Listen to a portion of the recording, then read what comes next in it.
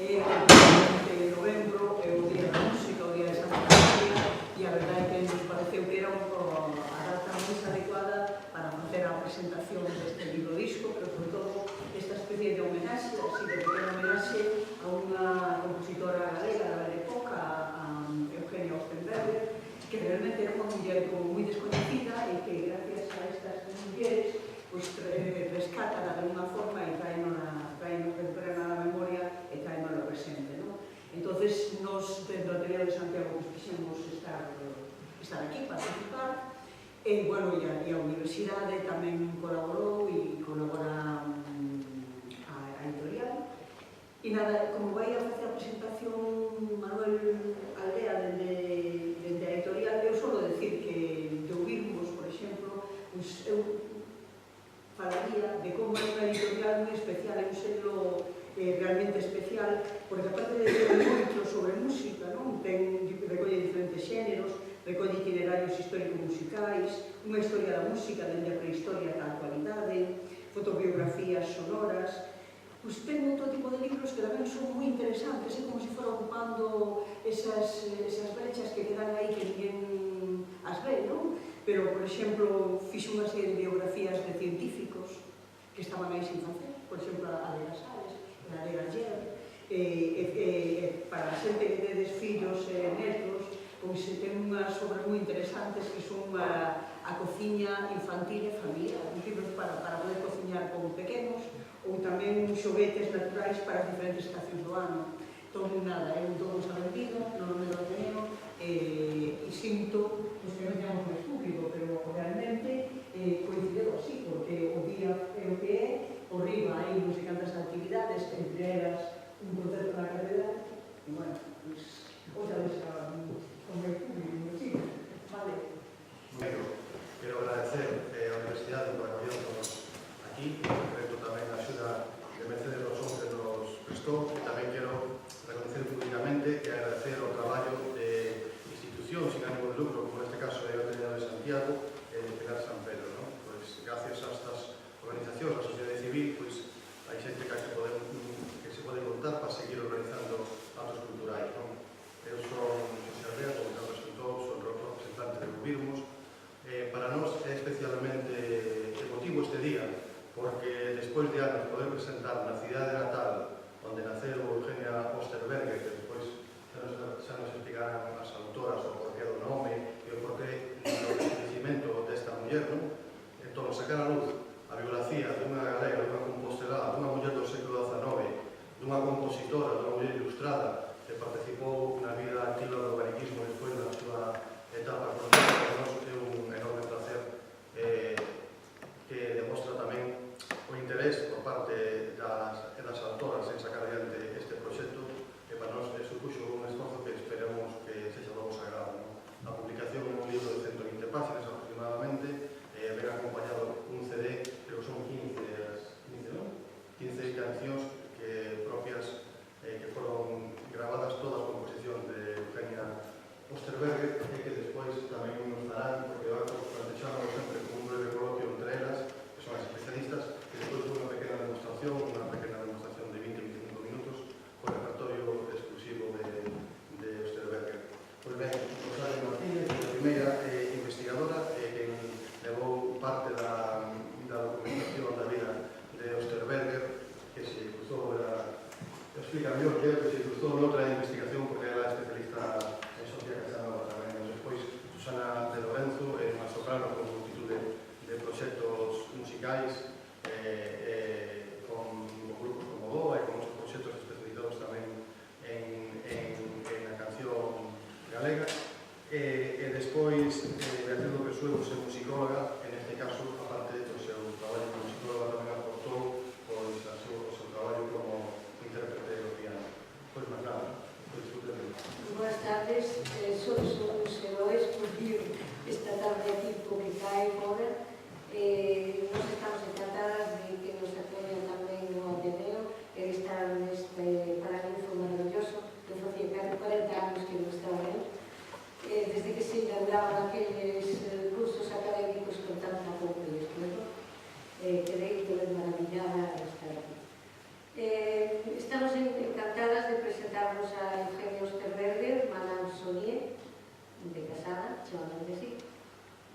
a compostelana, efectivamente, por lidia materna completamente galega e por lidia paterna filla de estranxeiros. E de aí, supoñemos, que ven o abandono de esta muller, que non se conoce esta muller. Os musicólogos que se ocupaban da música galega pensamos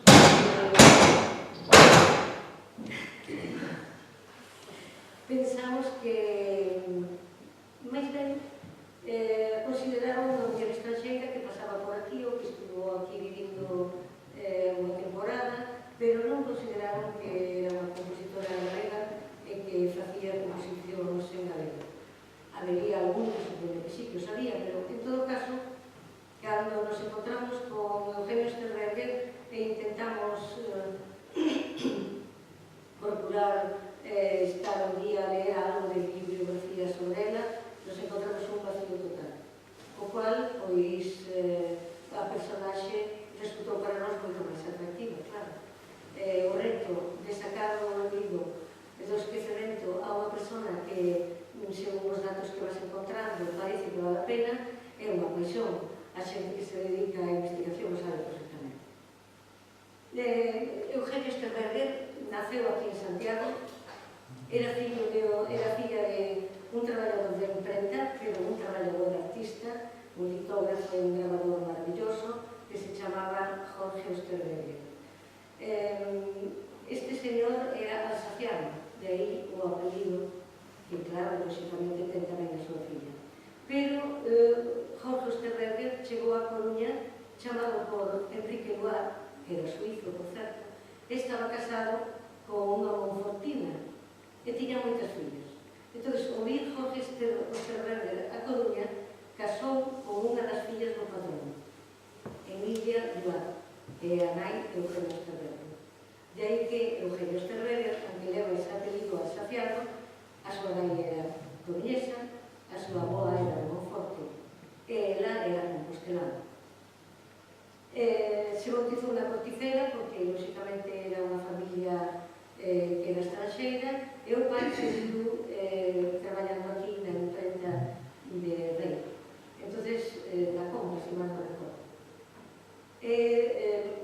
Iso fixo que Eugenia estuvera toda a súa infancia e incluso a preadolescencia aquí en Santiago e recibira unha formación elemental e desde logo musical aquí en Santiago. Polos materiales que manexamos e polos datos que temos, parece razonable supoñer que foi alumna de Manuel Martín, que era un profesor de piano e ao mesmo tempo era concesionario de Canuto Berea, do almacén de Canuto Berea en Coruña. Entón, por unhas cartas que encontramos no arquivo Berea, sabemos que Eugenia Sternberger tuvo xa o piano cando iba a cumplir os 9 anos.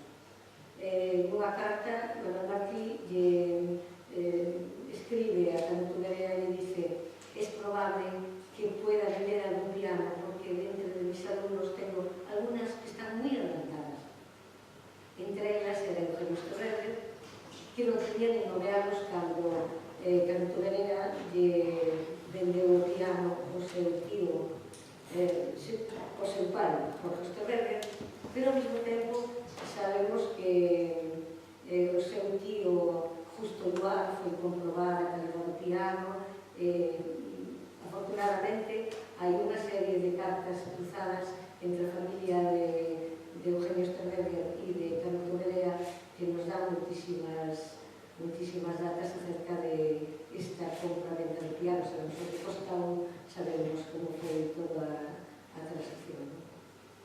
Pouco despois encontramos a Eugenio Sternberger en París, concretamente nun colexio de señoritas en Lilly, porque a familia tiña realmente unha mentalidade bastante avanzada, pensaba que era moi importante a cultura, por lo que despois pudimos deducir, tiña empeño en que Eugenia non tivera que casar obligatoriamente, senón que pudera gañarse a vida coa súa profesión. Que profesión lle deron? Pois profesora de francés e ao mesmo tempo de piano. ese colexio de señoritas facultaba as súas alumnas para ter un título para poder exercer como profesoras tanto en Francia como en España, claro. Eles daban unha formación moi similar á formación masculina que se lle daba aos homens, o cual, visto desde o punto de vista galego e español, pois era unha pica Flandes, claro. Unha muller poder ter acceso a unha formación intelectual tan sólida ou casi tan sólida como un home era unha excepcionalidade. Todo isto fai que Eugenia tivera unha formación pouco estándar dunha muller daquela época e encima sabemos despois polo que fixo que tiña un talento maravilloso. No ano 74, 1874, o Diario de Santiago anunciaba que Eugenio Sternberger daba clase de francés. Por tanto, no ano 74 xa estaba en primeiro lugar. E sabemos que exerciu cando a salud lle lo permitía, porque tamén hai outras cartas que atopamos que dirixe a Canuto Vereda, en donde se lamenta, láiase da pouca salud que ten, esa pouca salud lle obliga a ir tomar as aulas a traballo e a recansos. Entón, desde aí, pide pianos, porque ela sin piano non é capaz de vivir. Ele forma parte da súa propia alma, dice que é imposible vivir sin a música, do que deducimos que era unha muller que tiña unha vocación extraordinaria. É natural que así fose vendo todo o que fixo despois, porque hai que volver ao século XIX para darse conta de que dedicarse a calquer labor intelectual ou artística tan serio era unha labor de homens, non era de muller.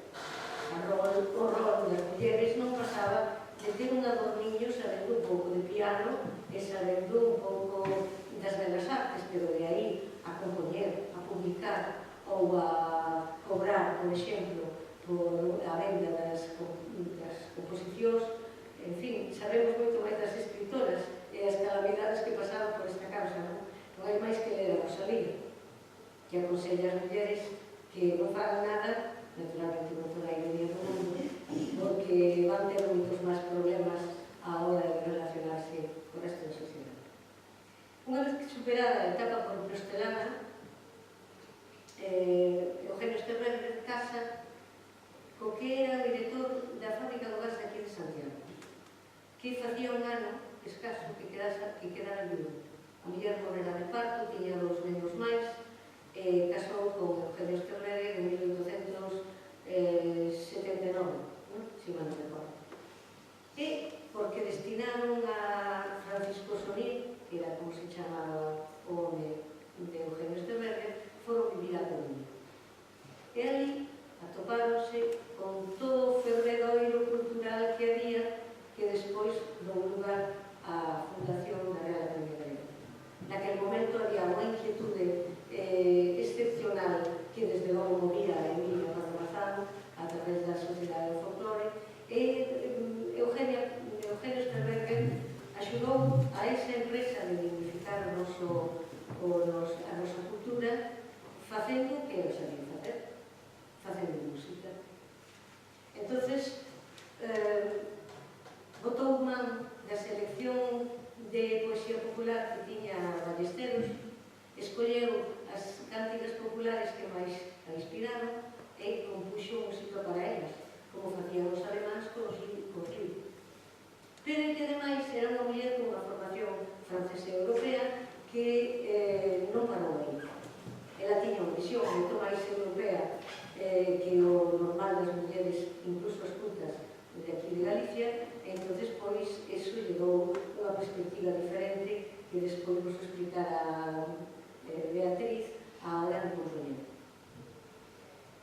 Na Coruña desenrolou unha vida social moi activa e, ademais, tuvo 7 fillos, o cual temos que supoñer que era unha muller completísima, porque cuidar de 7 fillos, máis 2 do home, e levar a unha casa onde había un salón literario e cultural un día a semana, onde viña a flora e nata dos intelectuales comineses, e ao mesmo tempo facer certas recepcións con protocolo e con diríamos, de Ringo Rato, porque se levaba moi ben e tiña compromisos por todo o Porto Consular da Coruña, e temos que recordar a actividade do Porto da Coruña para darnos conta de o que significaban todos aqueles estranxeiros que traían e levaban noticias, que comentaban as cuestións que estaban encima do tapete en Europa. Bueno, pois, esta muller foi capaz de coordinar todo, de cumprir co seu rol de muller, se non se lle pedía na época, e ao mesmo tempo de compoñer e dedicarse a vida intelectual. Claro, tuvo unha sorte maravillosa con ter un pai como que tiña e un home como que tivo, porque xa vos dades conta de que naquele tempo, como o home responsable da muller correspondente non quixera de ninguna maneira que esa muller se dedicara a aquela actividade artística ou intelectual, sobre todo de unha maneira continuada e máis profunda, a esa muller non tiña nada que fazer. Afortunadamente, François Saunier era unha persona moi activa, dedicábase de pés a cabeza á técnica, era moi emprendedor, sempre tiña asuntos de tipo técnico, industrial, entre mans, tiña unhas relacións extraordinarias cos navieiros, cos que tiñan as fábricas en Coruña, con calquer persona que técnicamente fose competente. Claro, supoño eu que todo eso lle daba tamén unha visión moito máis válida para consentir que as familias, ademais de ser a súa dona e a mãe dos seus fillos, foron tamén unha muller culta, intelectual, e que, sobre todo, publicara. Porque Eugenio Sterberger publicaba en París, publicaba en Galicia, e claro, non todas as mulleres tiñan esa iniciativa ou podían gozar do permiso dos nosos correspondentes para poder facelo. Despois da Coruña, a principios do século XX, o matrimonio Saunier marcha a Niza e vive en Niza hasta o resto dos seus días. Eugenio Sterberger morre no 32, o home un pouco antes. Viven sempre en Niza, pero sabemos, por lo que encontramos, que sigue compoñendo e sigue levando unha vida intelectual moi activa. Os fillos, educados todos en Francia, xa tiñan o seu porvir conseguido, eran marinos de guerra, militares do corpo de enxeneiros, enxeneiro de minas, en fin, tiñan carreiras relevantes. Eles, en Niza, pois estiveron con xente moi aficionada á música e polo trabajo tamén na industria. Por exemplo, a empresa Saunier Duval, que supoño que todos coñecedes polos calentadores de gas, fundou o fillo máis vello de François Saunier, que despois morreu na guerra, o outro irmán se fixo cargo da empresa e o pai estaba por detrás, porque o pai, ao principio, supoñen que ao irse de Coruña para Niza xa iba xubilado, porque tiña a súa edad. Pois non. Ali seguiu a súa actividade industrial e seguiu activo hasta o fin. Só me queda, xa lle non paso a Beatriz, senón isto se non haga moito, só me queda chamar a atención sobre un dos fillos que firma René, pero realmente se o bautizaron para o Hipólito, que tamén foi director de teatro, compuxo incluso comedias musicales, dirixiu nalgúns anos o Teatro Natural de París, tivo moito que ver tamén en certas programacións do casino de Niza. De modo que aí ten que haber, bueno, o casino de Monte Carlo. Aí debía de haber tamén unha relación moi forte canai e con os amigos que entre todos eles compoñían, se dedicaban a música, ao teatro, ás artes escénicas. Eugenia Saunier morreu en Niza, está enterrada ali, bueno, non sabemos nada da familia, máis que dos papeles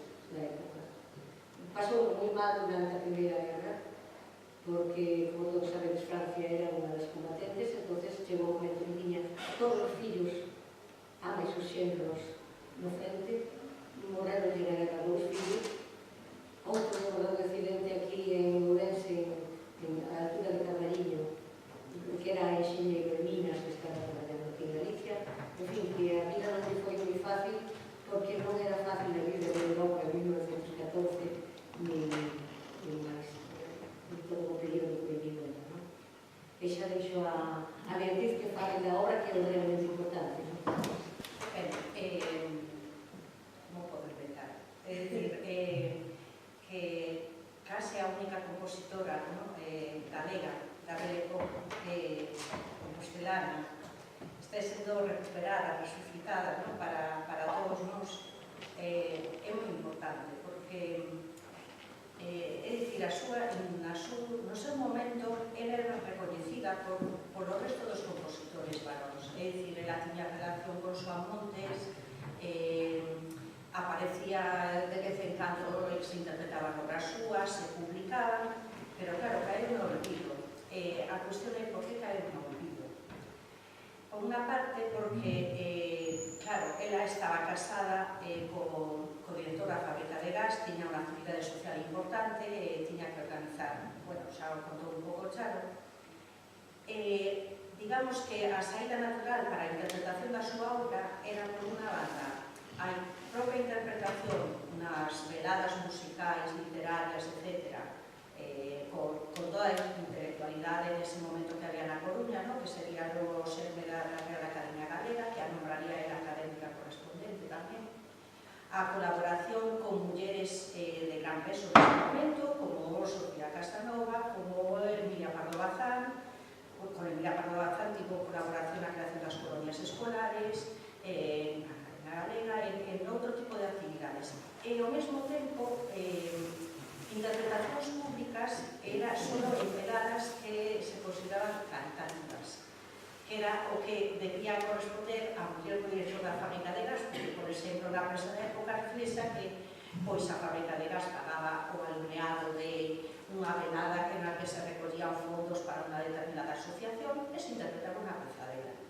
Entón sabemos de pezas que non están ainda localizadas, que se interpretaron nese momento ben por ela ou ben por alumnas dela, porque ela desarrollou a súa carreira como compositora e pianista, porque era unha pianista avanzada, pero tamén como profesora. Unha das súas alumnas máis conocidas foi Pilar del Castillo, que é bastante coñecida a principios do século XX, e ademais tamén tivo alguna interpretación cando ela xa se trasladou a Niza, tamén se recolle na prensa da época.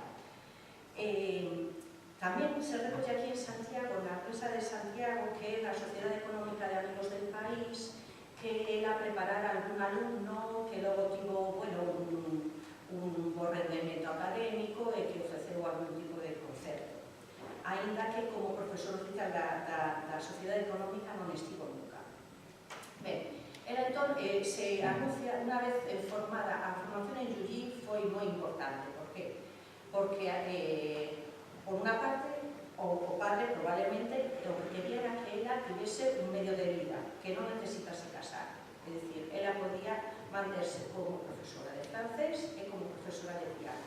E logo decidiu casar porque iso, pero podía manterse.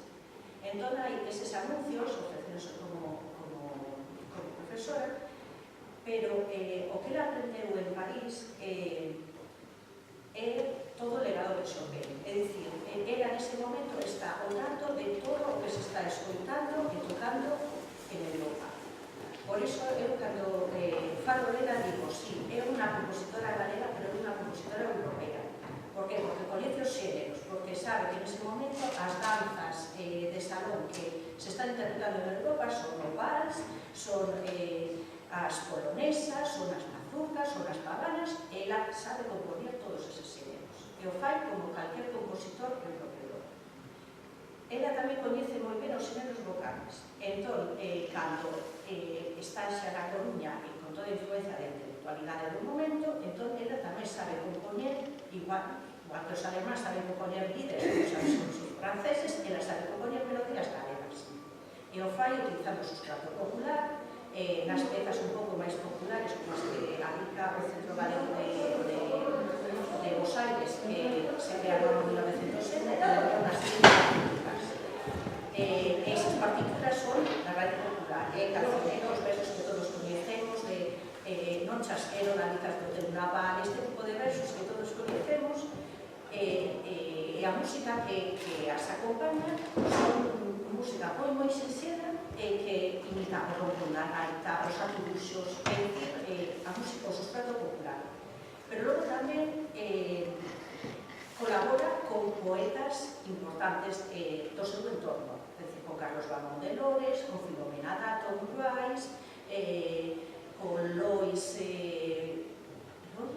Vázquez de Maside, con Marqués de Figueroa. Esta composición é importante, porque quero falar das publicacións dela. É dicir, ela non se dedica profesionalmente, porque sería un desmerecemento, é dicir, é como poñer en cuestión que non a podía manter o marido, según os patrons da época, según os estereotipos da época. Pero ela facía unhas edicións moi cuidadas, a veces con litografías do seu pai, con imaxes, sabía perfectamente como editaba esa xamela en Francia, sabía que a veces aparecía a imaxe, unha imaxe poética, artística da compositora. No caso das compositoras, entón ela aparece en unha composición que edita Canuto Berea, aparece con este tipo de imaxe, sabe cuidar perfectamente as edicións. E non o fai unha ambición comercial, senón que en moitos casos era, por exemplo, en a correspondencia do Arquivo Berea, aparece que pide copias porque a regala as amizades, os contactos sociais, alguén escoita era como agasallo, un agasallo, para a súa propia creación.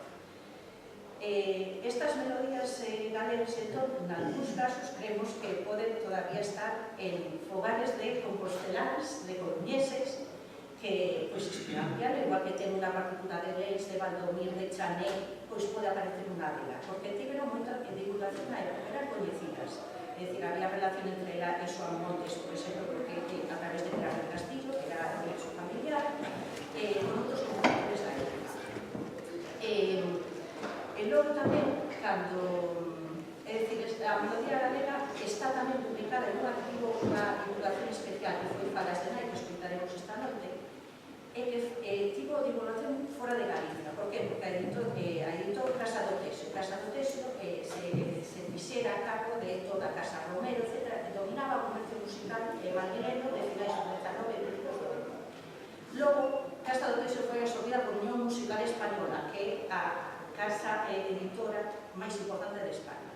Entón, eu atopei ali copias na Biblioteca de Conservatorio Superior de Madrid, na SGAE, no Arquivo Histórico de Unión Musical Española, é dicir, en Madrid foi moi coñecida esta peza. E non atopamos tantas doutros. Aparecen as de Dalí, por exemplo, pero non tantas dos demais compositores galegos. Logo, as composicións de Francia ten unha evolución moi especial. Casi todas as editou Paul de Courcelles. Paul de Courcelles era un editor que viniera da Casa Durán de París. A Casa Durán era a que editaba a obra de Claude Debussy. Era unha das casas importantes francesas. É dicir, Durán e Salaber son as dúas casas, pero outros non as que publicaban as obras de Debussy, Ravel e todos os principais compositores franceses. Entón, Debussy, formado ali, traballado ali, abriu a súa propia firma en Niza, e editou as partituras dela. Ela en Niza tivo un recoñecemento moi especial, porque se relacionou de tú a tú cos compositores que había nese momento. Alguns viñan de Rusia, porque claro, estamos xa nos anos 20, despois da Revolución Rusa, bueno, estaba toda Europa en ebullición nese momento. E moitos, a costa, en Francia, Niza, era unha cidade moi interesante para poder vivir e poder refugiarse ali. Entón, por exemplo, ten unha relación especial con Theodor Rakimenko. Theodor Rakimenko foi alumno de composición de Rimsky-Korsakov e foi profesor de composición de Stravinsky. No arquivo de Rakimenko hai datos dela na Biblioteca Nacional Francesa. E, ademais, se adican entre eles composicións, algunhas pezas. Estas pezas xa soan como pezas impresionistas casi, que soan case fuera. Temos aí unha peza que se hai aplausos, non? Porque facela, porque está fora del programa. Hai unha peza francesa, parece que estou pedindo, non? Que non sei, bueno, que hai unha peza francesa, Les Roses de Sadi, que o texto de Madame Desbord Valmont, que xa verán, é que hai unha evolución na linguaxe musical total dela. Entón, é unha peza moi especial.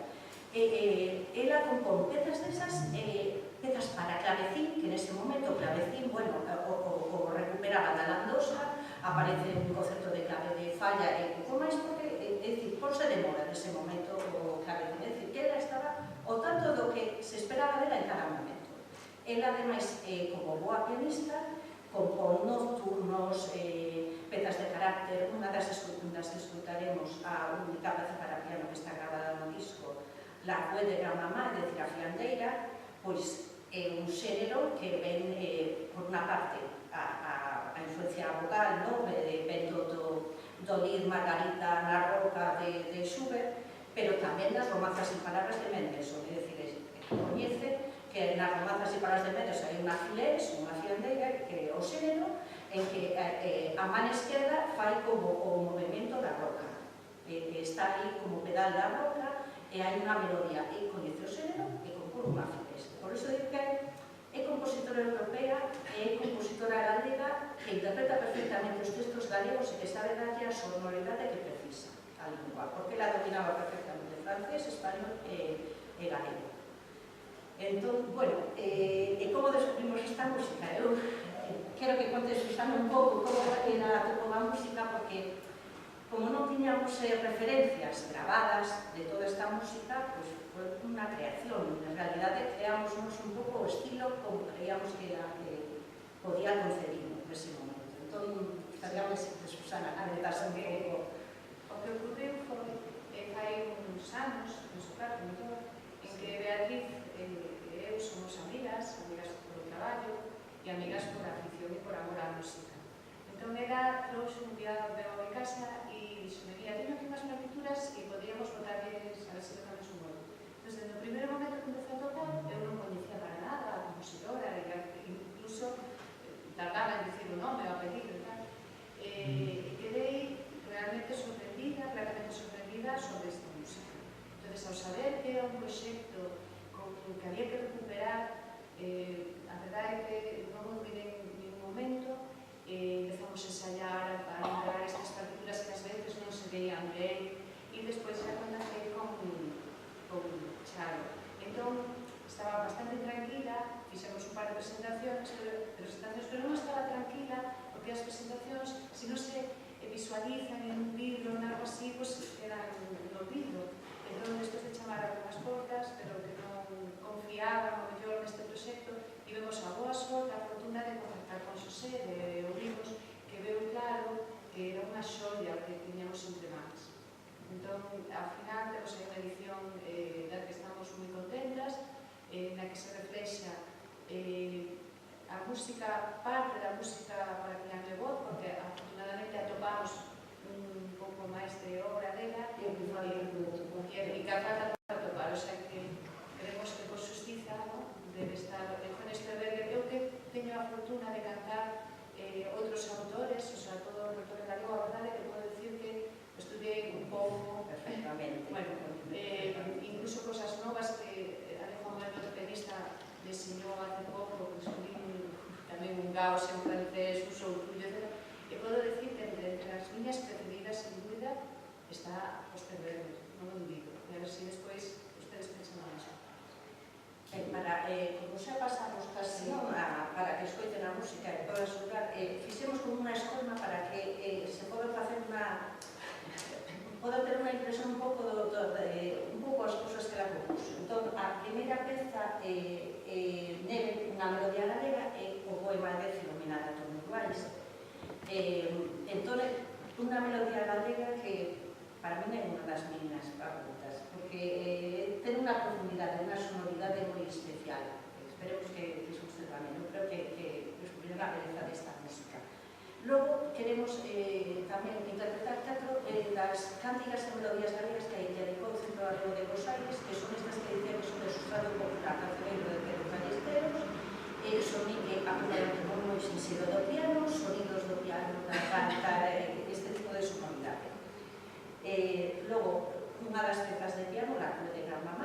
Dolores, a fiandeira, que é unha peza de carácter, ¿no? de todo o repertorio de piano dela.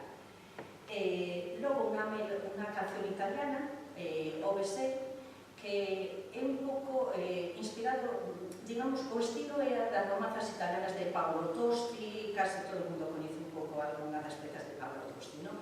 Entón, xa verán, é que parece composta por unha italiana, é que é increíble, é dicir, que non poden conseguir melodías galegas, perfectamente galegas, identificables, e os xéneros europeos perfectamente identificables tamén.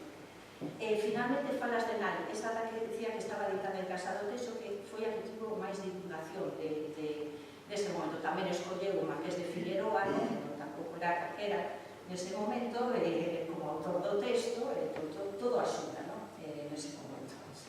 Ten ademais na portada é moi curioso porque aparece unha galega así, vestida de galega, con estes colores que é de Brunetti, a portada desa, está moi cuidada a publicación desa, é así, e logo esa pequena así ao final, esa francesa, esa final.